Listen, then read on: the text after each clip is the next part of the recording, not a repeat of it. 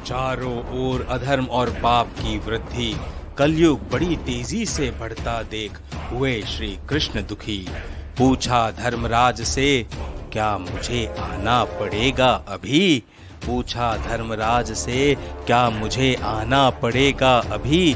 बोले धर्मराज, नहीं प्रभु। किंतु हुए चिंतित और मुख से आई न वाणी।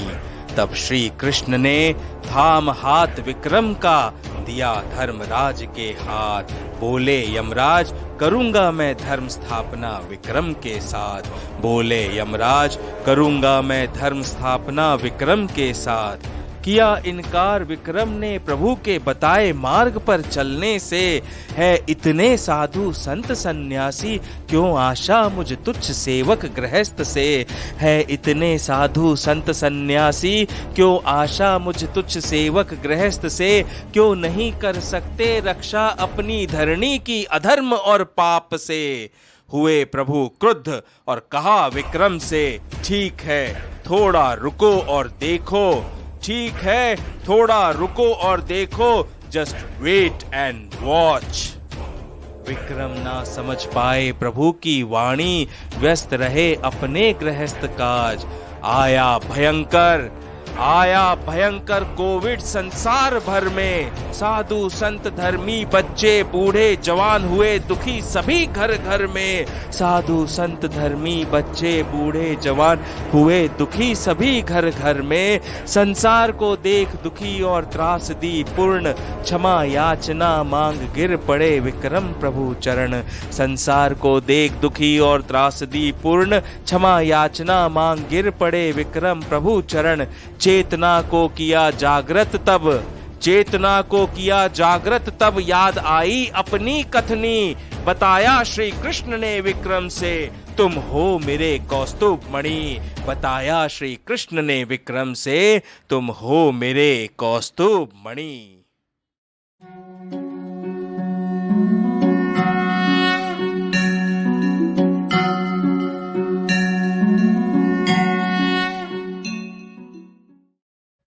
पिछले 2 एपिसोड्स में आपने श्री जगन्नाथ जी की संपूर्ण कथा को सुना, समझा और देखा कि कैसे राम से कृष्ण और कृष्ण से जगन्नाथ जी तक कथा जुड़ी है।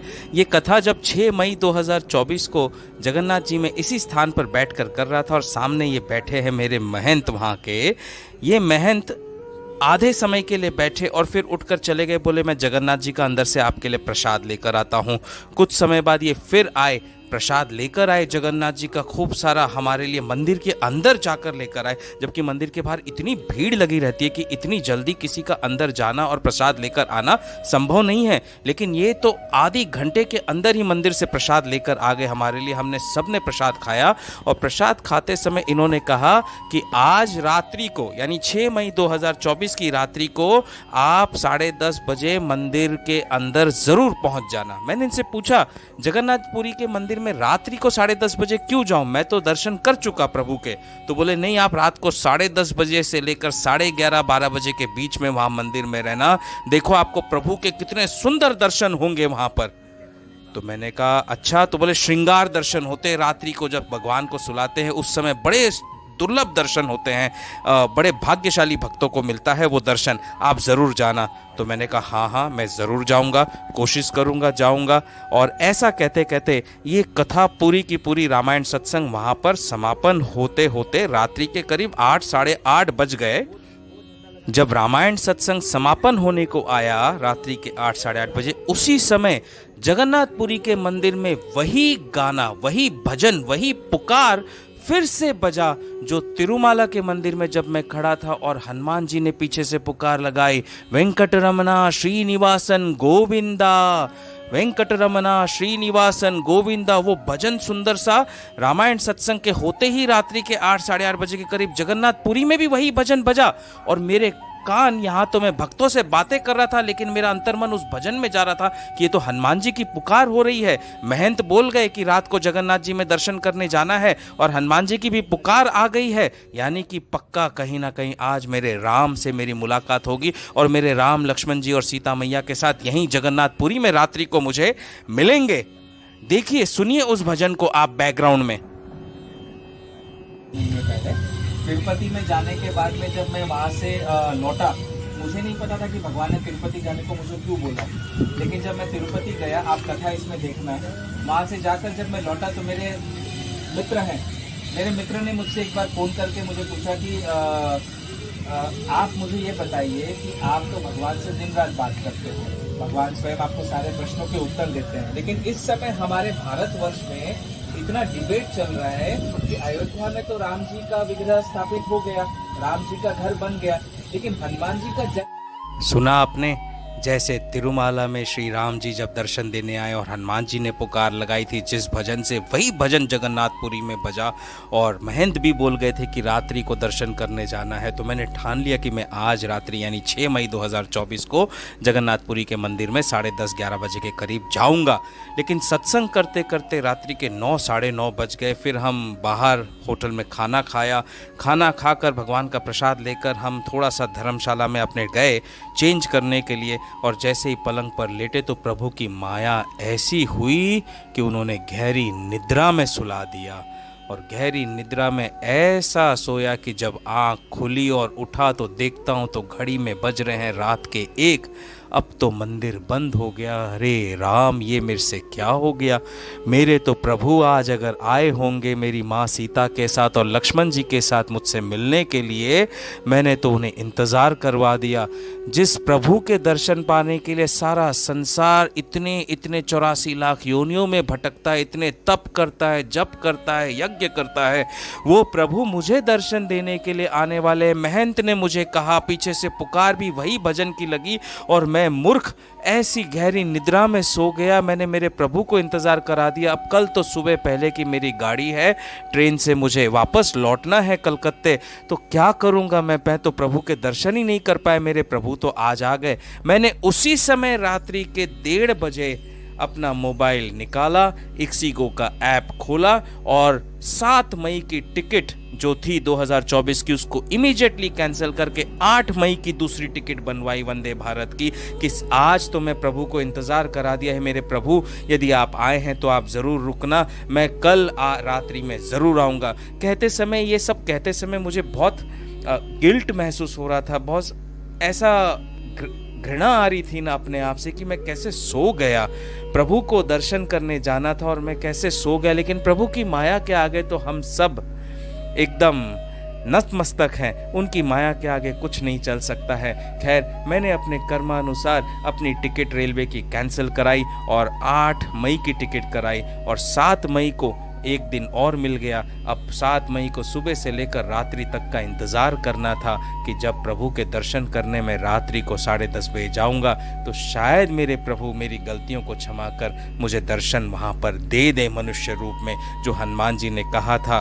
तो उस दिन 7 मई 2024 को रामायण सत्संग का अगला एपिसोड हुआ, एपिसोड नंबर 30। मेरी अंतर आत्मा उन्हें पहचान चुकी थी कि वे ब्राह्मण रूपी जो इंसान है वो और कोई नहीं, वे साक्षात हनुमान जी महाराज हैं और मुझसे जल मांग रहे हैं। तो मैंने कमंडल से अपने दाहिने हाथ में जल लिया और जल लेकर उन्हें देने लगा। अब जल में ऐसे लेकर यूं देने जा रहा था उन्हें, तो उन्होंने जल लेने से इनकार कर दिया। बहुविधि विनय कीनि तेहि काला, प्रगटे प्रभु कौतुकी कृपाला, प्रभु बिलो की मुनि नयन जुड़ाने, होए ही काजु हिये हर्षाने। राम राम राम। उन्होंने कहा था, जिस दिन तुम्हारे रामायण सत्संग के 84 पन्ने हो जाएंगे, मैं तुम्हें वचन देता हूँ कि तुम्हारी माता तो 84 लाख योनियों के चक्कर से छूट जाएंगी, मैं उन्हें मुक्त कर दूंगा और अपने धाम अपने पास बुला लूंगा। जगन्नाथपुरी में प्रभु ने कितने रहस्यों से पर्दाफाश कर दिया। कैसे जगन्नाथ जी की कथा त्रेता युग से शुरू होते हुए कलयुग तक जुड़ गई। भगवान श्री हरि को नारद जी से अपने सबसे प्रियतम भक्त से श्राप अंगीकार क्यों करना पड़ा, क्या कारण था वो श्राप देने का और श्राप को अंगीकार करने का। क्या कौस्तुभ मणि को भगवान श्री राम, लक्ष्मण, हनुमान जी जगन्नाथपुरी में मनुष्य रूप में मिल पाए।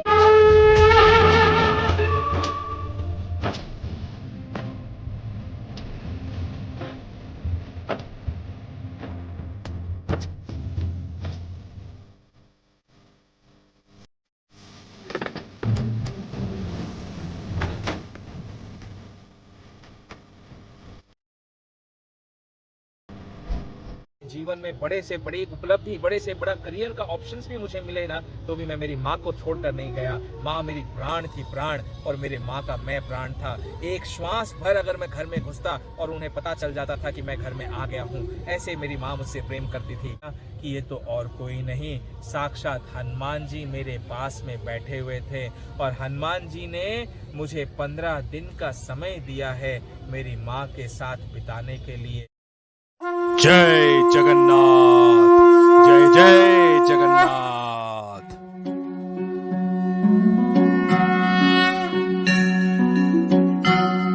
बृहस्पतिवार 7 मार्च 2024 जब मैं तिरुमाला में था, सुबह सुबह ब्रह्म मुहूर्त में भगवान श्री कृष्ण के अनुपम दर्शन हुए और उनकी आज्ञा हुई कि आज तुम्हें तिरुमाला की धरती पर रामायण सत्संग करना है। मैं बड़ी दुविधा में पड़ गया, लेकिन तिरुमाला तो जाना ही था बालाजी के दर्शन करने के लिए। जैसे ही तिरुमाला की लाइन में हम खड़े हुए, पीछे से हनुमान जी की पुकार ने मेरे चेतना के पटलों को झंझोड़ दिया। किस प्रकार हनुमान जी ने माया की परतों को निकालकर मेरे चेतना के पटलों को खोल दिया। बालाजी के दर्शन समय तिरुमाला मंदिर भई संतन की भीड़, गोविंदा गोविंदा पुकारे हनुमान, निहारे विक्रम श्री रघुबीर। गोविंदा गोविंदा गोविंदा हरि गोविंदा, वेंकटरमण गोविंदा, गोविंदा हरि गोविंदा, वेंकटरमण गोविंदा, निर्मल गोविंदा, गोविंदा गोविंदा गोविंदा, गोविंदा हरि गोविंदा, वेंकटरमण गोविंदा, गोविंदा हरि गोविंदा, वेंकटरमण गोविंदा। सामने देखता हूं तो साक्षात मेरे राम लक्ष्मण मनुष्य रूप में मेरे साथ साथ चल रहे हैं। उनसे बस अंतर्मन से यही पूछ सका कि प्रभु आपके दर्शन करूं या अंदर काली मूरत जो बालाजी की है उनके दर्शन करूं। मेरा तो जीवन कृत्य कृत्य हो गया, लेकिन मुख से एक वाणी न निकल सकी। बस प्रभु की ओर देखता रहा, प्रभु की बातें सुनता रहा, और बालाजी के दर्शन करके जैसे ही बाहर निकले तो प्रभु तो अंतर ध्यान। मैं हर तरफ तिरुपति में ढूंढता रहा, प्रभु कहीं नहीं दिखाई दिए। उसके ठीक 2 दिन बाद 9 मार्च 2024 को जब मैं नीचे तिरुपति में कपिलेश्वर महादेव मंदिर के जंगल बुक गार्डन में गया इस घटना को रिकॉर्ड करने के लिए, उस दिन तो सारी माया के साथ मायापति भगवान श्री राम अपने भाई लक्ष्मण के साथ बाल रूप में मेरे पास जंगल बुक गार्डन में आए, मेरे पास बैठे, खूब सवाल जवाब किया, खूब प्रश्न किए और फिर बाद में चले गए। जब तक लेकिन प्रभु थे तब तक उनकी माया इतनी बलवान थी कि ये मूर्ख दास, ये तुच्छ सा प्राणी, ये माया के विकारों में फंसा हुआ प्राणी अपने प्रभु को पहचान ही नहीं सका। जैसे ही प्रभु जंगल बुक गार्डन से बाहर निकले, मेरी चेतना के पटल खुले और मैं अपने माथे को पीटता रह गया कि देखो साक्षात ब्रह्म आए थे मेरे पास और मैं उनसे मिल न सका, उनसे बातें न कर सका, उनसे सवाल नहीं कर सका। वे ही मेरी परीक्षा लेकर चले गए। ऐसी माया प्रभु। तब मैंने मेरे हनुमान जी को पुकार लगाई कि बाबा मैं तो आपका तुच्छ सा सेवक हूँ, दास हूँ, मेरे साथ ऐसा छल क्यों? मैं मेरे राम से गले क्यों नहीं मिल पा रहा हूँ, उनसे सवाल जवाब क्यों नहीं कर पा रहा हूँ? उस तड़प को मार्च 2024 से वो तड़प जो जागृत की भगवान श्री राम ने उनसे मिलने की, वो तड़प मेरी जगन्नाथपुरी के यात्रा तक भी जारी रही। क्या जगन्नाथपुरी में मेरे प्रभु मुझसे मिल पाएंगे?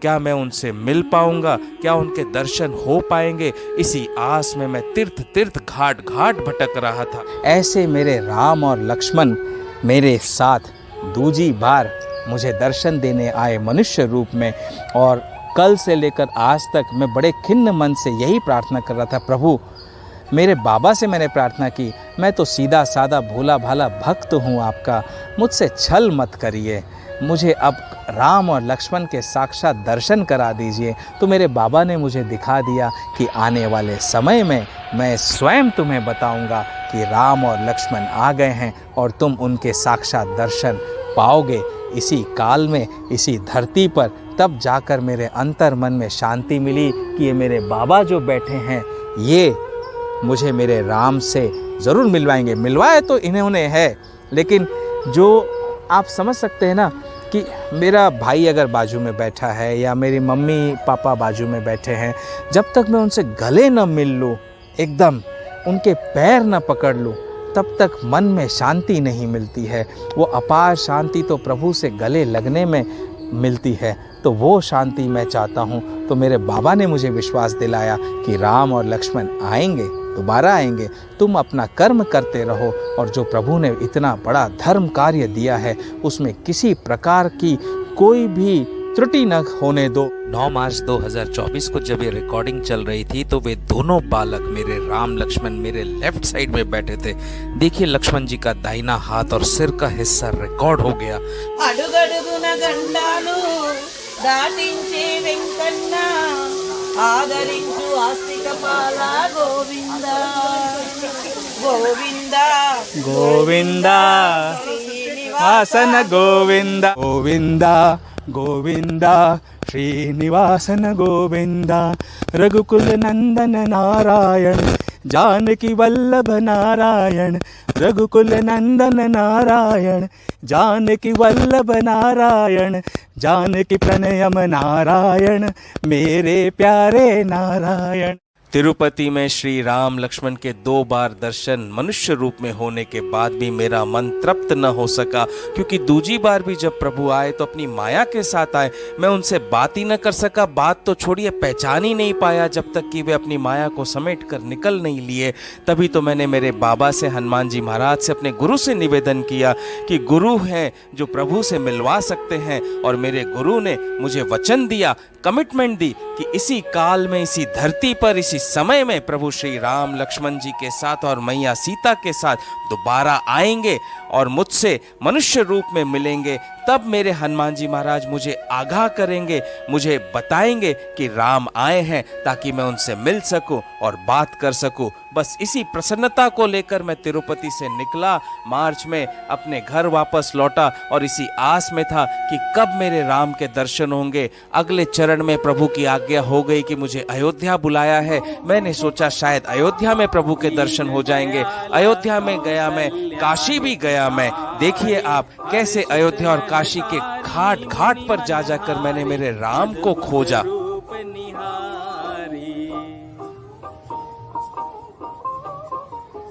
तो इस घाट को गुप्त घाट क्यों कहा गया है? इसलिए क्योंकि यहीं पर पोर्टल खुला था, एक ऐसा पोर्टल जो धरती लोक से सीधा वैकुंठ लोक ले जाता है। काशी में आए हैं तो गंगा स्नान तो बनता ही बनता है, क्योंकि ये तो गंगा जी यहाँ पर स्नान करने से एकदम हम पवित्र हो जाते हैं, ऐसा मान्यता है। तिरुपति में श्री राम लक्ष्मण के 2 बार मनुष्य रूप में दर्शन करने के बाद अब उनसे भेंट की इच्छा जो है वो इतनी तीव्र हो गई। ऊपर से हनुमान जी महाराज ने मुझे कमिटमेंट दे दी कि वे अब की बार जब राम लक्ष्मण सीता आएंगे तो मुझे बताएंगे। तो मेरा तो आत्मा बोल लो, अंतर मन बोल लो, तन मन धन बोल लो, सब कुछ बस प्रभु के इंतजार में था कि कब मुझे मेरे राम मिलेंगे फिर, और मैं कब उनसे ढेर सारी बातें कर सकूंगा, अपने अंतर मन के प्रश्न पूछ सकूंगा, उसके उत्तर पा सकूंगा। इसी खोज में मैं तिरुपति के बाद अप्रैल महीने में अयोध्या पहुंचा। प्रभु श्री राम के अयोध्या के मंदिर के दर्शन किए, रामलला के, और वो दर्शन करने के बाद गुप्तार घाट पर अयोध्या में आपने देखा कैसे राम कथा हुई। उसके बाद मैं काशी पहुंचा। काशी में प्रभु ने मेरे से रामायण सत्संग वहां काशी के दशाश्वमेध घाट पर करवाई, इसी घाट पर जहां पर रामायण सत्संग हुई रात्रि के समय। और अगले दिन काशी विश्वनाथ भगवान शिव शंकर के ज्योतिर्लिंग के सुंदर अप्रतिम दर्शन मंदिर में हुए, और उसके बाद फिर हम निकले प्रयागराज के लिए। और प्रयागराज में आए हनुमान जी साक्षात मनुष्य रूप में सर्वप्रथम अपने पूर्ण फोर्स के साथ, पूरे वेग के साथ। आप स्वयं देख पाओगे इस काशी विश्वनाथ के वीडियो के बाद। ओम पवित्र पवित्रो वा सर्वस्थां गतोपि वा यः स्मरेत पुंडरीकाक्षं स बाह्याभ्यन्तरः शुचि। हरि ओम तत्सत्। हरि ओम तत्सत्। हरि ओम तत्सत्। काशी विश्वनाथ की वही पुण्य भूमि है जहां मेरी धर्मपत्नी भी रामायण सत्संग में मेरे साथ जुड़ी और मेरा काफी साथ दिया।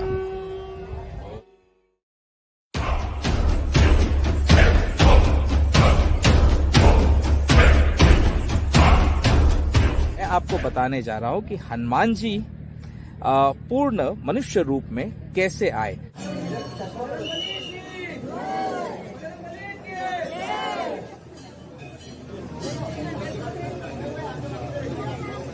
कहते हैं ना, हरी इच्छा बिन कुछ नहीं होता, लेकिन एक सेकंड से भी कम समय के लिए हनुमान जी का वो रूप कैमरे में हो गया। प्रयागराज के लिए सुबह सुबह हमने टेम्पो बुक की और सुबह सुबह टेम्पो बुक करके द मेंडेरियन होटल वाराणसी से हम निकले अपने पूरे परिवार और भक्तों के साथ में प्रयागराज के सफर पर। अब इस सफर के दौरान क्या क्या हुआ और सफर के बाद जब हम त्रिवेणी संगम पहुंचे तो वहां पर कैसी कैसी घटना घटी, इसको सुनना आपको बहुत जरूरी है। त्रिवेणी में डुबकी लगाकर लौटने की तैयारी कर ही रहे थे कि यकायक गंगा जमुना का स्तर एकदम से बढ़ गया, नदी का बहाव तेज हो गया, नाव डोलने हिलने लगी, आंधी तूफान रेतीली आंधी चलने लगी चारों ओर, जैसे कि साक्षात हनुमान जी पूरे वेग के साथ आने की तैयारी कर रहे हों।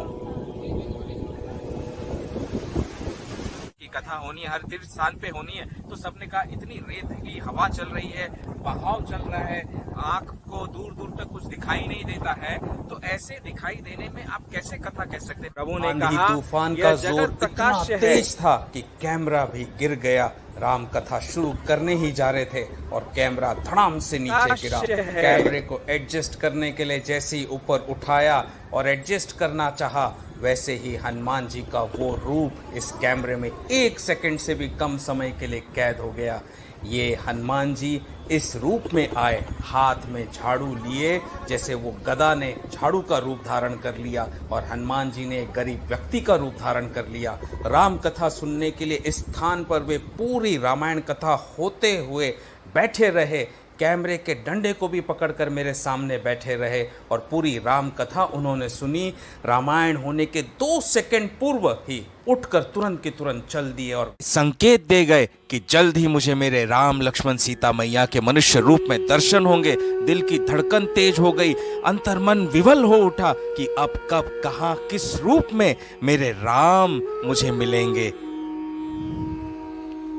और प्रभु से मिलने की लालसा को लिए लिए 2 मई को प्रयागराज के बाद 5 मई को मैं पहुंचा जगन्नाथपुरी कि शायद यहाँ प्रभु मिल जाएंगे। अब देखिए जगन्नाथपुरी में क्या घटना घटी, क्या कथा हुई और प्रभु की कथा कैसे त्रेता युग से लेकर कलयुग तक जुड़ी। प्रभु की लीला बड़ी अपरंपार है। क्या जगन्नाथ जी में मिले मुझे मेरे राम।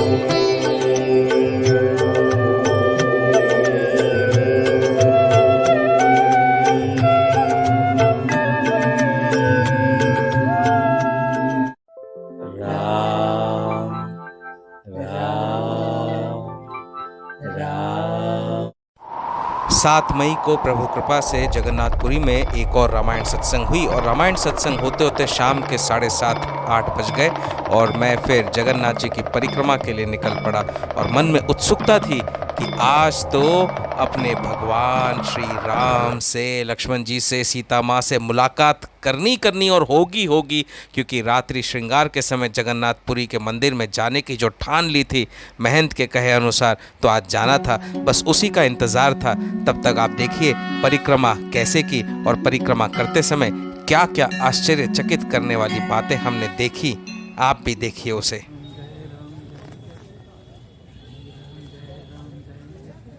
शाम के 7:30 बज रहे हैं और हम बढ़ रहे हैं उत्तर के द्वार की ओर, जिसे अर्थ का द्वार कहा जाता है।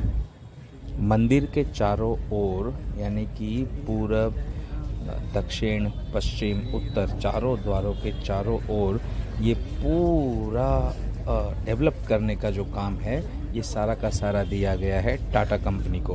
और इतनी मार्वलस कंस्ट्रक्शन हुई है, जाहिर सी बात है टाटा है, भारत की शान है, इतना मार्वलस कंस्ट्रक्शन है कि हर चीज़ पत्थर से तराशी गई है, पत्थर की बनी है। आप वॉशरूम जाइए, वो भी पत्थर का बना हुआ है। बैठने की जितनी बेंचेस बने हैं वो भी पत्थर के बने हुए हैं। मतलब maintenance wise low maintenance and hard core long shelf life और एकदम स्ट्रॉन्ग स्टोन। जो बैठो आप तो आपको इतनी ठंडक महसूस होती है कि गर्मी लगेगी ही नहीं, इतना ठंडा एनवायरनमेंट है। और गार्डन का जो डेवलपमेंट किया गया है, जगह जगह फाउंटेन्स लगे हुए हैं, और भी डेवलपमेंट अभी चालू है, but it is marvellous. Believe me, आप यहाँ आएंगे तो आपको यहाँ से निकलने का मन ही नहीं करेगा। जगह जगह पीने के पानी के काउंटर्स भी लगे हुए हैं, ड्रिंकिंग वाटर के, वॉशरूम फैसिलिटीज़ अवेलेबल है, लाइटिंग बहुत ही शानदार है, आप देख ही सकते हैं। It is mind blowing. I mean this is what is called as real heaven. इसी को हम स्वर्ग कहते हैं कि देखिए, जहाँ भगवान वास करते हैं वहाँ तो स्वर्गिक आनंद होना ही होना है, क्यों ना हो। यहाँ स्वयं साक्षात श्री कृष्ण रहते हैं। श्री राम जय राम जय जय राम, श्री राम जय राम जय जय राम, श्री राम जय राम जय जय राम, श्री राम जय राम जय जय राम, श्री राम जय राम जय जय राम, श्री राम जय राम जय जय राम, जय जय राम जय जय श्री राम, श्री राम जय राम जय जय राम, जय जय राम जय जय श्री राम, श्री राम जय राम जय जय राम, जय जय राम जय जय श्री राम, श्री राम जय राम जय जय राम, राम जय जय श्री राम, श्री राम जय राम जय जय राम, श्री राम जय राम जय जय राम, श्री राम जय राम जय जय राम। जगन्नाथपुरी जी के 4 द्वार है, एंट्री और एग्जिट के 4 द्वार। अब इन चारों द्वारों में से भक्तों को एंट्री दी जाती है पूर्व द्वार से, यानी कि ईस्ट गेट से। और ये चारों द्वारों के मुख्य नाम जो है वो पूर्व द्वार यानी ईस्ट गेट को बोला जाता है धर्म का द्वार। उसके बाद आपका वेस्ट गेट जो ईस्ट के एकदम सामने ऑपोजिट में आता है उसे कहा जाता है कर्म का द्वार, यानी वो है पश्चिम द्वार, कर्म का द्वार। साउथ गेट जो है दक्षिण द्वार, उसे दंड का द्वार कहा जाता है क्योंकि वो तो यम का द्वार होता है। और जो नॉर्थ गेट है यानी कि उत्तर द्वार, उसे अर्थ द्वार कहा जाता है। अर्थ यानी जिसके बिना संसार चल नहीं सकता, वो अर्थ का द्वार है। तो सभी भक्तों को एंट्री मिलती है पूर्व द्वार से यानी ईस्ट गेट से, जिसे धर्म का द्वार कहा जाता है। और ये बताया जाता है, ये भी बताता है कि धर्म के बिना संसार में रहना पॉसिबल ही नहीं है। संसार में यदि हम अच्छा जीवन चाहते हैं तो धर्म सबसे पहले है, उसके बाद हमारा कर्म है, और अर्थ तो तभी आएगा जब अपने सारे कर्म धर्मानुसार हम करते रहेंगे। जय राम जय जय राम, श्री राम जय राम जय जय राम, श्री राम जय राम जय जय राम, श्री राम जय राम जय जय राम, श्री राम जय राम जय जय राम, श्री राम जय राम जय जय राम, श्री राम जय राम जय जय राम, श्री राम जय राम जय जय राम, श्री राम जय राम जय जय राम, श्री राम जय राम जय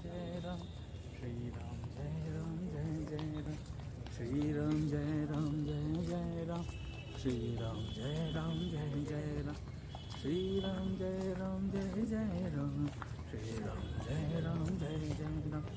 श्री राम जय राम जय जय राम, श्री राम जय राम जय जय राम, श्री राम जय राम जय जय राम, श्री राम जय राम जय जय राम, श्री राम जय राम जय जय राम, श्री राम जय राम जय जय राम, श्री राम जय राम जय जय राम, श्री राम जय राम जय जय राम, जय राम जय जय राम, श्री राम जय राम जय जय राम, श्री राम जय राम जय जय राम, श्री राम जय राम जय जय राम, श्री राम जय राम जय जय राम, श्री राम राम जय राम जय जय राम श्री जय राम जय राम श्री राम जय राम श्री राम जय राम श्री राम जय राम श्री राम जय राम श्री राम जय राम श्री राम जय राम श्री राम जय राम जय राम श्री राम जय राम श्री राम जय राम जय राम श्री राम जय राम श्री राम जय राम श्री राम जय राम श्री राम जय राम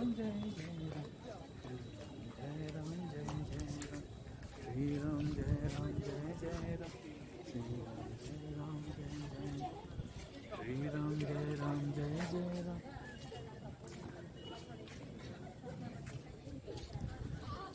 अब आपको बताता हूँ दो और रहस्य की बात।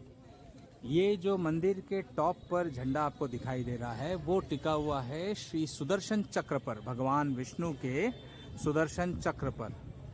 और यू कैन इमेजिन इतना हैवी चक्र ऊपर तक कैसे ले जाया गया उस जमाने में, जब कोई भी ऐसे क्रेन वगैरह की फैसिलिटी नहीं होती थी। उस समय कैसे ले जाया गया, है ना अद्भुत बात। यानी हमारे पास टेक्नोलॉजी उस समय से थी, आधुनिक जमाना तो अभी हुआ है।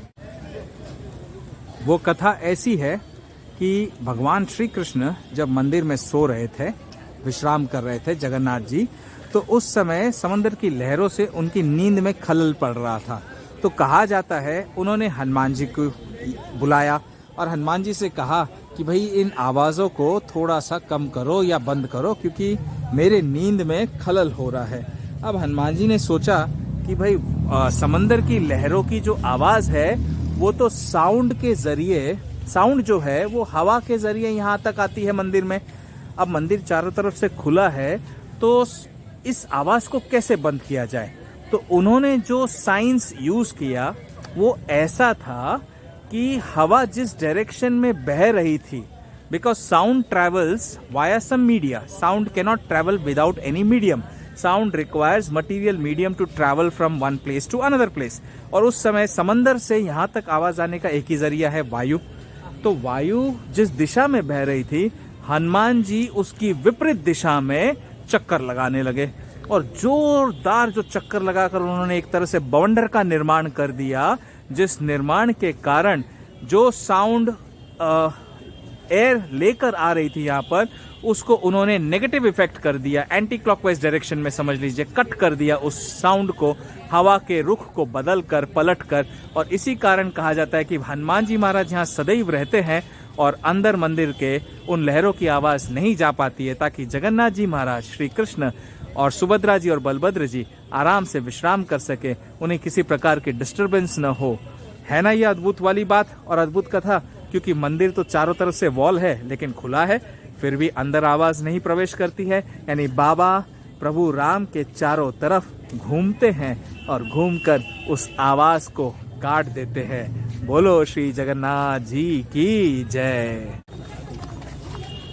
श्री राम जय राम जय जय राम, श्री राम जय राम जय जय राम, श्री राम जय राम जय जय राम, श्री राम जय जय राम, श्री राम जय राम जय जय राम, जय जय राम सिया राम राम सिया राम, राम राम राम राम राम राम राम, जय जय राम सिया राम राम सिया राम, राम राम राम राम राम राम, राम राम राम राम राम, श्री राम जय राम जय जय राम, जय जय राम सिया राम सिया राम सिया राम, सीताराम सीताराम सीताराम, राम सीताराम राम राम राम राम राम राम राम राम राम राम राम, राम सीताराम राम राम राम राम राम, सीताराम सीताराम सीताराम,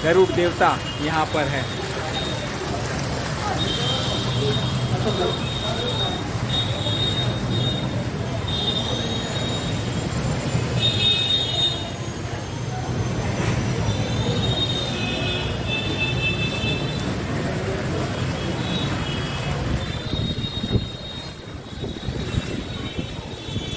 ये फैमिली ऑफ 4 के लिए भी बना हुआ रूफटॉप है। जैसा रूफटॉप वहाँ गार्डन में बना था जहाँ हमने रामायण सत्संग की, वैसा ही रूफटॉप यहाँ फैमिली ऑफ 4 के लिए बना हुआ है।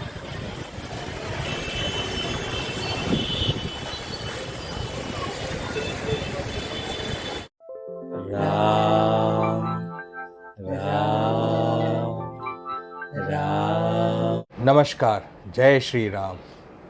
क्या मिले मुझे मेरे राम जगन्नाथपुरी में। अक्सर लोग पूछते हैं ना कि क्या भगवान वास्तव में है, क्या भगवान हमसे मिल सकते हैं, क्या हम भगवान को प्राप्त कर सकते हैं या भगवान से मिल सकते हैं। उस ईश्वर ने जिसने सारा संसार बनाया है, सारी माया के जगत को निर्माण किया है, वो निर्माता, वो क्रिएटर जो है, कैन आई मीट गॉड। तो आज के रामायण सत्संग में अब तक जो आपने घटना देखी, अब उसके आगे की घटना में क्या क्या हुआ वो मैं आज आपको कुछ शब्दों में बताऊंगा, समझाऊंगा, और फिर आगे के रामायण सत्संग में आप साक्षात देख सकेंगे कि कैसे भगवान की मौजूदगी को आप भांप सकते हैं, आप देख सकते हैं। और सही में भगवान को प्राप्त करना आसान है या बड़ा बड़ा कठिन मार्ग है। अगर कोई शब्द ये मुझसे पूछे, ये प्रश्न मुझसे करे कि क्या भगवान से मिलना आसान सरल है या बड़ा कठिन है, तो इसका जवाब तो दोनों ही उत्तर है। सरल भी है और कठिन भी है। कठिन इसलिए क्योंकि भगवान के माया की ये जो जगत बना हुआ है ना, इस माया के जगत में इतने अट्रैक्शंस हैं नेगेटिव एनर्जीज के कि उनसे बाहर निकलना बड़ा मुश्किल है। तो संक्षेप में मैं आपको सारी घटना बताऊंगा। अभी आप जो रामायण सत्संग हमारा देख रहे हैं, करीब करीब 40 एपिसोड्स हो चुके हैं, और ये जो एपिसोड आपने अभी भी देखा जगन्नाथपुरी का, इस एपिसोड में भी आपने देखा कि कैसे मैं घाट घाट तीर्थ तीर्थ भटक रहा था, क्योंकि मेरे हनुमान जी महाराज ने मुझे प्रॉमिस किया था, मुझे वचन दिया था। तिरुमाला में जब मेरे राम और लक्ष्मण मुझसे मिलने आए और मैं उन्हें पहचान न सका, तब उन्होंने मुझे प्रॉमिस किया था कि अब की बार इसी काल में, इसी समय में, इसी जीवन में जब राम जी आएंगे सीता माँ और लक्ष्मण जी के साथ, तो वे स्वयं मुझे हनुमान जी बताएंगे कि राम जी आए हैं और मैं उन्हें मिल सकूंगा। जिस प्रकार तुलसीदास जी ने श्री हनुमान जी से कहा था कि जब तक राम से नहीं मिलवाओगे रामायण नहीं लिखूंगा, कुछ ठीक वैसी घटना मेरे साथ में घटी। और ये घटना ऐसी घटेगी इसका तो मुझे अंदाज़ा भी नहीं था, क्योंकि हम तो जीव, मैं तो आपके जैसा साधारण जीव हूँ, कोई साधु सन्यासी नहीं हूँ, एक गृहस्थ में रहने वाला तुच्छ सा भगवान का सेवक और भगवान का भक्त, भगवान का दास हूँ। लेकिन प्रभु की इतनी बड़ी कृपा हो जाएगी और कैसे धीरे धीरे अंतर मन के सारे जो बंद पटल होते, दरवाजे होते, वो खुलते जाएंगे, चेतना एकदम से जागृत हो जाएगी और फिर पता चलेगा कि साक्षात्कार में मैं कौन हूँ और अस्तित्व क्या हमारा है जो हम सोचते हैं, और भगवान क्या है, भगवान कहाँ है, कैसे दिखते हैं, कैसे बातें करते हैं। अगर आप सही में भगवान को देखना चाहते हैं तो देखिए रामायण सत्संग के तिरुमाला के एपिसोड जब से चालू हुए, तिरुपति के उस एपिसोड से देखना शुरू करिए। आप देख पाएंगे कि जिस प्रकार तुलसीदास जी से श्री राम जी मिले, चित्रकूट के घाट पर भई संतन की भीड़, चित्रकूट के घाट पर भई संतन की भीड़, तुलसीदास चंदन घिसे तिलक देत रघुबीर। ऐसी वाणी तोते के रूप में हनुमान जी ने पेड़ के ऊपर बैठकर तुलसीदास जी को एकदम से जगाया कि अरे राम आ गए हैं तुम्हारे, देखो जागो। उन्होंने तिलक करके तुमको चले गए हैं आगे। तब तो तुलसीदास जी जागे और भागे अपने राम के चरणों में जाकर गिर पड़े। वैसी ही घटना तो तिरुपति में मेरे साथ में हुई। मैं तो तिरुपति भगवान के लाइन में खड़ा था तिरुपति बालाजी के दर्शन करने के लिए, और दर्शन करने भी क्यों गया था, क्योंकि हनुमान जी ने कहा था, एकदम से आदेश हो गया था कि तुम्हें इसी समय तिरुपति में जाना है, क्योंकि शायद सृष्टि की बहुत बड़ी घटना जो है वो घटने वाली थी तिरुपति में, तिरुमाला में, जिसका अंदेशा क्या, जिसका ज्ञान तक मुझे नहीं था, एक संकेत भी नहीं था। वो तो जिस दिन जाना था उस दिन तिरुमाला में, तिरुपति की धरती पर जैसे ही वहाँ पहुँचा और पहुँचने पर लाइन में खड़ा हूँ बालाजी के दर्शन करने के लिए, और पीछे से जोरदार गाने की आवाज़, भजन की आवाज़ सुनाई दी, वेंकटरमना गोविंदा गोविंदा गोविंदा। बालाजी के दर्शन समय तिरुमाला मंदिर भई संतन की भीड़, गोविंदा गोविंदा पुकारे हनुमान, निहारे विक्रम श्री रघुबीर। गोविंदा गोविंदा गोविंदा हरि गोविंदा, वेंकटरमण गोविंदा गोविंदा हरि गोविंदा, वेंकटरमण गोविंदा, निर्मल गोविंदा गोविंदा गोविंदा गोविंदा गोविंदा हरि गोविंदा, वेंकटरमण गोविंदा गोविंदा हरि गोविंदा, वेंकटरमण गोविंदा। इतनी जोर जोर से आवाज़, और मैं पीछे पीछे करीब करीब 500 मीटर की दूरी तक चला गया, लेकिन कौन व्यक्ति वो भजन गा रहा था वो कहीं पर भी दिखाई नहीं दिया। और लोग सारे के सारे भक्त उनके साथ साथ गीत गाए जा रहे, और इतनी मीठी सुरीली आवाज़, तब तो रोंगटे सारे खड़े हो गए शरीर के, और समझ में आ गए तो हनुमान जी गा रहे हैं, और हनुमान जी ने मुझे जागृत करने के लिए ये जोरदार भजन वेंकटेश का लगाया है, यानी हो ना हो मेरे राम लक्ष्मण यहाँ पर आए हैं। और आगे जाके देखता हूँ तो साक्षात श्री राम लक्ष्मण मनुष्य रूप में मेरे सामने खड़े, मेरे साथ साथ लाइन में चल रहे हैं। मैं तो उधर ही एकटक बेशुद्ध हो गया और देखता रहा देखता रहा देखता रहा, और उन्हें देख देख कर अंतर्मन से केवल यही पूछा कि प्रभु आप साथ साथ चल रहे हैं, आपने तो आज्ञा दी कि बालाजी के दर्शन करने तुम्हें आना है, अब अंदर खड़ी बालाजी की पत्थर की मूर्त के दर्शन करो कि साक्षात गोविंदा वेंकटेश तिरुपति बालाजी मेरे सामने, जो मेरे सामने चल रहे हैं साथ साथ, उनके दर्शन करो। प्रभु तो एकदम मंद मंद मुस्कुराए, यकीन मानिएगा ये कलयुग है, और कलयुग में मैं आपसे जो कह रहा हूँ पूर्ण सत्यता के साथ कह रहा हूँ, मेरे राम लक्ष्मण साक्षात आए। यदि पूरी घटना को जानना चाहते हैं तो तिरुपति के रामायण सत्संग के सारे एपिसोड्स को देखिए, वहाँ से देखते चलिए, आपको समझ में आ जाएगा कि कैसे राम जी और लक्ष्मण जी आए। पहली बार तो तिरुपति में आए, ऊपर तिरुमाला में, और दूसरी बार नीचे कपिलेश्वर महादेव का मंदिर है, शिवरात्रि के दिन वहाँ पर रामायण का सत्संग हुआ, और उसके बाद में भी भगवान श्री राम लक्ष्मण साक्षात बाल रूप में मुझसे मिलने के लिए आए। उस समय पहचान न सका, तब हनुमान जी से बहुत रो रो कर रुदन करके मैंने प्रार्थना की कि ऐसी लीला जो है, ऐसी परीक्षा न करो प्रभु। अब वहाँ पर भी जो घटना घटी उसे आप ध्यानपूर्वक सुनिएगा। ये जो सृष्टि में जो कार्य होता है, सृष्टि में जो भी घटना घटती है, ये पूर्व निर्धारित होती है, यानी होनी जो है वो होनी है, और वो निश्चित होती है घटना। और ये घटना होनी है कि मैं कपिलेश्वर महादेव मंदिर के जंगल बुक गार्डन में जाऊंगा, वहाँ पर मैं रामायण सत्संग करूंगा, और वहाँ पर जाने पर वहाँ साक्षात श्री राम लक्ष्मण मनुष्य रूप में, बालक के रूप में मुझसे मिलने के लिए आएंगे, और मेरी परीक्षा भी लेंगे। और कौन सी परीक्षा लेंगे ये तो जगत आधार महाकाल महादेव को भी ज्ञात था, और महादेव कभी भी अपने भक्तों से कोई गलती न हो जाए ऐसी उसे तैयारी कर देते हैं, पूछिए मत। ये जो घटना कपिलेश्वर महादेव मंदिर में घटी थी, इससे करीब करीब आप समझ लीजिए 3-4 महीने पहले की बात है। मैं एक दिन रात्रि को सोया हुआ था, और रात्रि को सोते सोते स्वप्न में देखा कि मैं तो अपनी पत्नी अपने परिवार के साथ पहाड़ी पर चढ़ते जा रहा हूँ, चढ़ते जा रहा हूँ, चढ़ते जा रहा हूँ, बड़े दुर्गम रास्ते से चढ़ते जा रहा हूँ। हाथ में एक एक पानी की बोतल थी हमारे सबके, और कंधे पे बैग था, और जैसे आप समझ लीजिए पांडव कैसे अंत समय निकल पड़े थे अपने हिमालय की पर्वत की चोटी के ऊपर चलने के लिए, उसी प्रकार का वातावरण था। और मैं चलते जा रहा था आगे आगे आगे आगे, बीच बीच में कई अलग अलग तरीके के राक्षस और वानर ऐसे देखे मैंने, लेकिन उसमें भी हनुमान जी रक्षा करते करते गए और बोले आगे बढ़ते रहो बढ़ते रहो।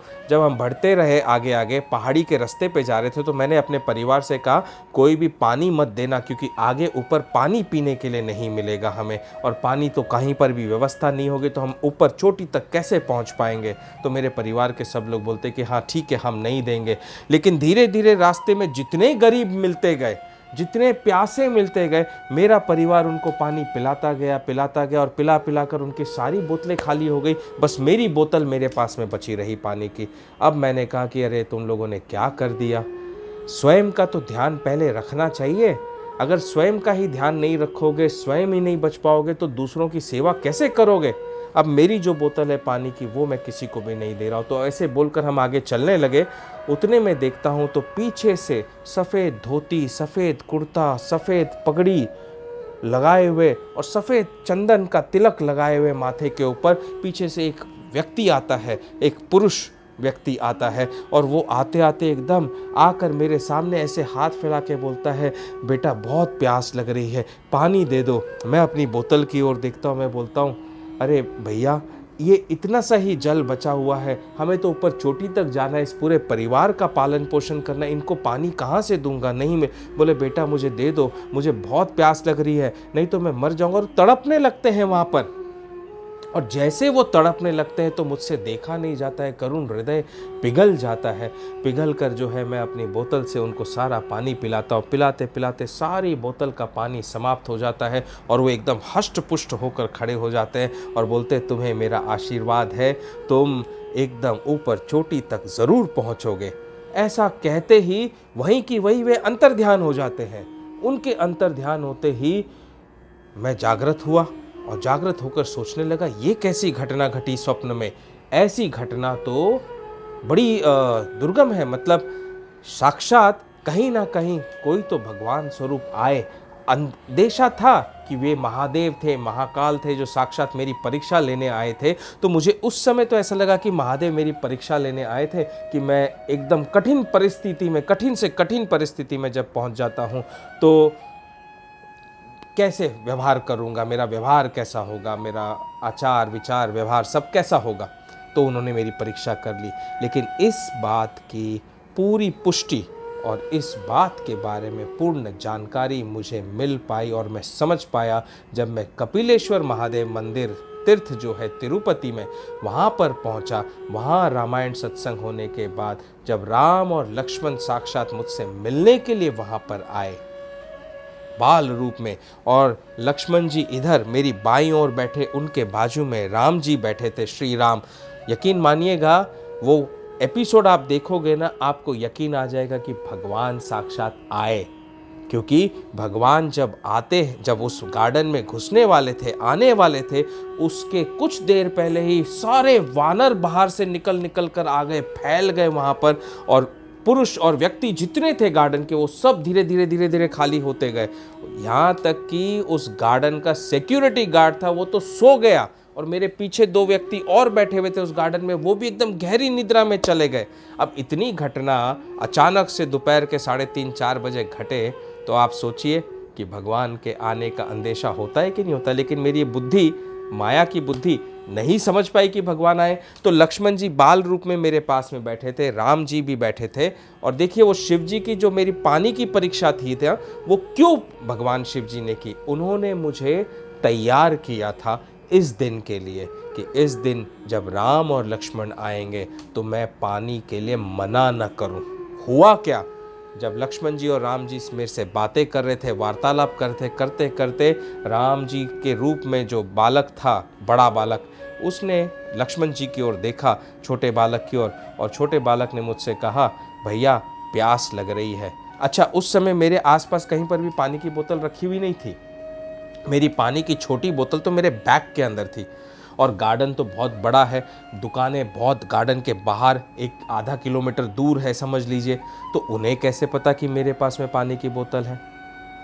तो उन्होंने कहा भैया प्यास लगी है। मैंने बोतल ऐसे अपनी निकाली बैग से, और जैसे निकाली तो देखा तो उस बोतल में आधी बोतल पानी बचा हुआ था, खाली बस आधा बोतल पानी बचा है।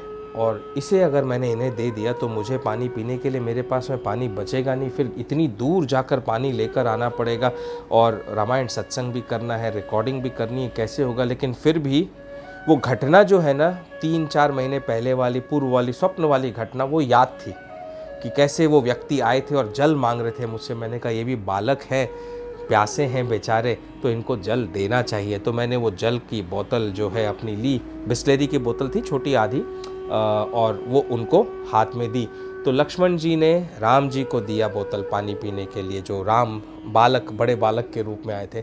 उन्होंने यूं बोतल से पानी पीते समय ऐसे पी रहे और ऐसे मेरी तरफ देखते हुए आधा पानी जो बचा था उसका भी आधे से कम छोड़ दिया पानी, और छोड़कर लक्ष्मण जी को दिया। तो मैं बोतल लेने लगा कि भाई थोड़ा पानी तो अब मेरे लिए बचे। तो लक्ष्मण जी ने राम जी से वो बोतल ले ली, और लेकर जो इतना सा पानी बचा था वो ऐसे सारा पी गए, और यूं टेढ़ी नज़रों से मेरी तरफ तीखी तीखी नज़रों से देखते गए, और आखिरी बूंद को भी यूं कर कर पी कर बोतल मेरे हाथ में देकर चले गए। ऐसी अद्भुत घटना घटी। जितने समय तक वो मेरे पास बैठे थे मैं समझ ही नहीं सका कि वे साक्षात श्री राम और लक्ष्मण हैं, जबकि पूरा गार्डन एकदम खाली हो गया था, और वानरों के अलावा वहाँ पर और कोई नहीं था, और मैं था और वे दोनों बालक थे। और वानर भी ऐसे गेट कीपर के जैसे जगह जगह पर बैठे हुए, पेड़ों पर बैठे हुए, जैसे पहरेदारी दे रहे हो कि कोई और आ न सके। और जैसे ही ये दोनों बालक उठे, नीचे उतरते समय मुझे जो वाणी कहकर चले गए, जाते हुए गार्डन से बाहर निकले। गार्डन से उनके बाहर निकलना और वहीं पर भगवान की माया का पूरा समेटना हो गया। और भगवान की माया सारी समेटते ही मेरी आंख से तर तर तर तर आंसू, और मैं चकरा गया, अरे ये आंसू कैसे बह रहे हैं। और तब ज्ञात हुआ साक्षात मेरे राम और लक्ष्मण आए थे मुझसे मिलने, और मैं कैसा मूर्ख हूं, मैं तो उन्हें पहचान ही न सका। तो यहां पर जो घटना घटी कि जगत के आधार लक्ष्मण जी और साक्षात सृष्टि रचयिता, सृष्टि के पालन करता राम जी, साक्षात ब्रह्म आए। और जब साक्षात ब्रह्म आपसे मिलने के लिए आते हैं और वे आपसे कोई चीज मांगे, देखिए हम भगवान के आगे हाथ फैलाकर भगवान से बहुत कुछ मांगते हैं, लेकिन भगवान यदि आपसे कुछ मांगे और आप उस समय भगवान को वो नहीं दे सके तो कितना बड़ा दोष हो जाता है, कितने बड़ी परीक्षा में विफल हो जाएंगे। तो मैं ऐसी परीक्षा में विफल न हूं, इसलिए 3 से 4 महीने पूर्व ही शिव जी साक्षात मेरे स्वप्न में आए, और आकर उन्होंने वही पानी की बोतल मेरे हाथ में थी स्वप्न में, उन्होंने वही पानी की बोतल पूरी खाली मेरे से उस समय कराई जब हमारे पूरे परिवार के पास में पानी की एक बूंद तक नहीं बची थी, और मेरे पास केवल वो एक बोतल बची थी। वो उन्होंने, शिव जी ने मुझे पहले ही ट्रेन कर दिया कि साक्षात ब्रह्म आएंगे और ब्रह्म तुमसे पानी मांगेंगे तुम्हारी परीक्षा लेने हेतु, तो तुम ना नहीं करना, मना नहीं करना। और मैंने मना नहीं किया। वो तो प्रभु की लीला थी, माया में पूरा घुमा दिया था, जैसे हिप्नोटाइज कर देते हैं ना एक तरह से। बस उन्होंने पानी मांगा और मैंने दे दिया, ऐसे हिप्नोटाइज करते हुए भगवान ने दे दिया। तो ऐसी घटना घटते घटते फिर बाद में जब हनुमान जी ने मुझे कहा कि हाँ अब राम और लक्ष्मण जी जब आएंगे तो मैं तुम्हें स्वयं बताऊंगा कब आ रहे हैं, कहाँ आ रहे हैं, कैसे मिलेंगे, तब तुम उनके चरणों को पकड़ लेना। और फिर वे कहते हैं कि तुम्हें रामायण सत्संग अपनी जारी रखनी है, मेरे संसार में धर्म की स्थापना करनी है तो तुम करना, नहीं तो मत करना, तुम्हारी मर्जी है। और फिर मेरा तीर्थ घाट भटकना शुरू हुआ। जब अयोध्या में हमारा सत्संग हुआ, काशी में हुआ, काशी विश्वनाथ में, प्रयागराज में हुआ, आपने देखा भी वीडियो में सारा का सारा। तो सारे रामायण सत्संग को आप देखिए, हर संडे को सुबह को 9 बजे रिलीज़ होता है। तो घूमते घूमते मैं जगन्नाथपुरी पहुंचा, और जगन्नाथपुरी में अभी आपने सुना कि कैसे महंत ने मुझे कहा कि रात्रि को आप चले जाओ, मिलने के लिए ज़रूर जाना श्रृंगार आरती के समय।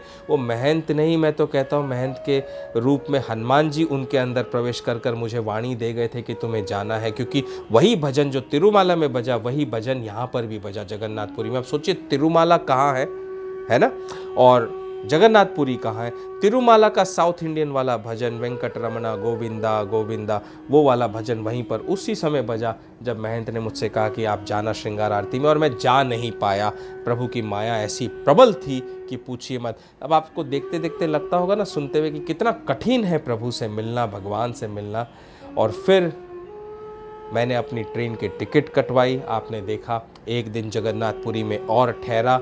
उस दिन भी रामायण सत्संग हुई। शाम के समय मैंने रामायण सत्संग की कि एक दिन ठहरा हूँ। वो भी रामायण सत्संग आपने अभी सुनी, मेरी नहीं सुनी है तो वापस से देख लीजिए जाके रामायण सत्संग को। और उसके बाद में रात्रि का समय जब हुआ तो मैंने परिक्रमा करते करते जगन्नाथपुरी के मंदिर का सारा दृश्य आपको दिखाया।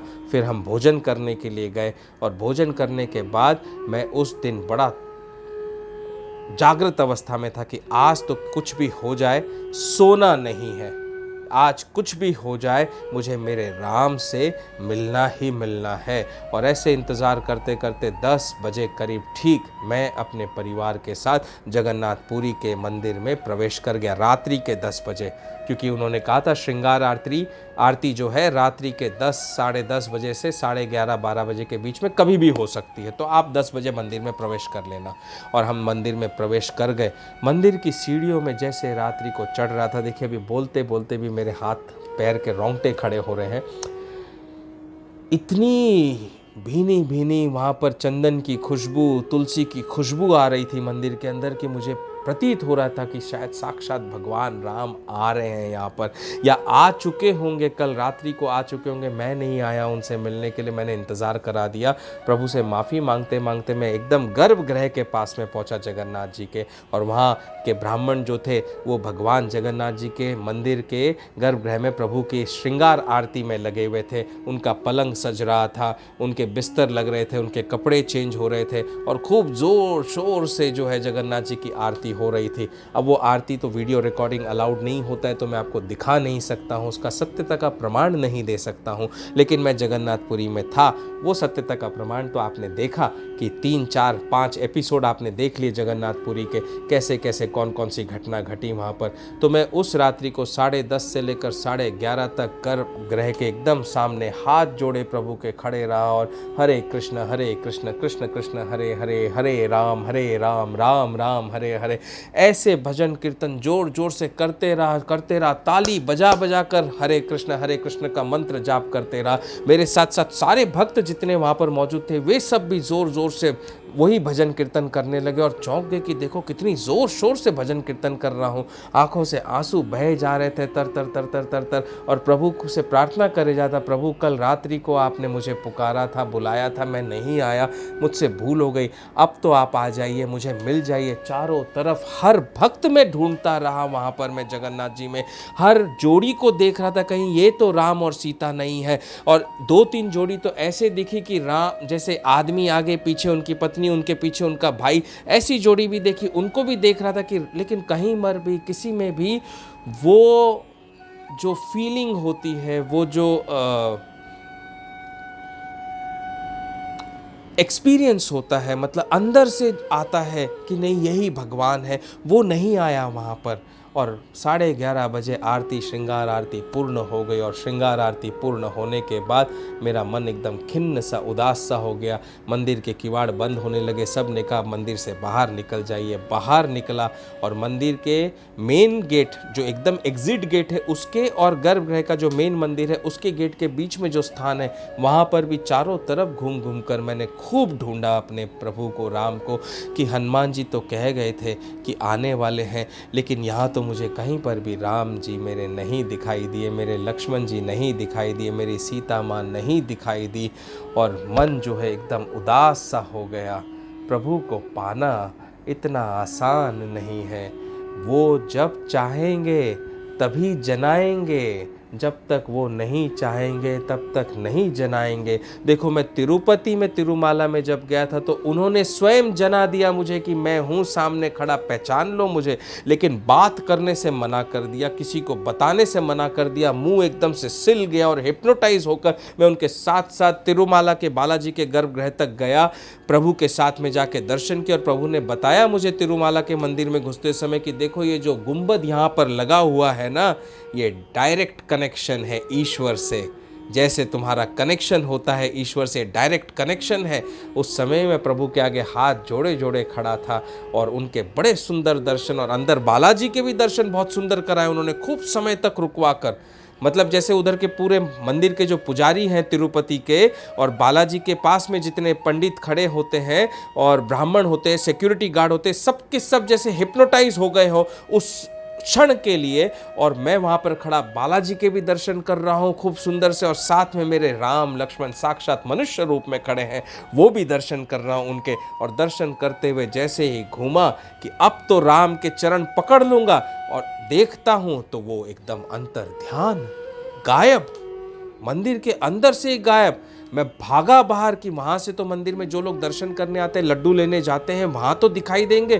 पूरा चारों तरफ घूम घूम कर देखा, कहीं भी नहीं दिखाई दिया। और दूसरी बार जब आए मेरे राम लक्ष्मण मुझसे मिलने के लिए, तो बाल रूप में अपनी पूरी माया के साथ में आए।